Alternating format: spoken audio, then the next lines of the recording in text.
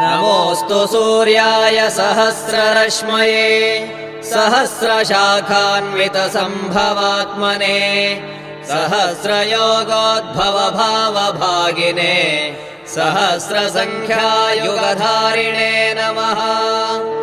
यन्मण्डलम् दीप्तिकरम् विशालम् रत्नप्रभम् तीव्रमनादिरूपम् दारिद्र्यदुःखक्षयकारणम् च पुनातु माम् तत्सवितुर्वरेण्यम्।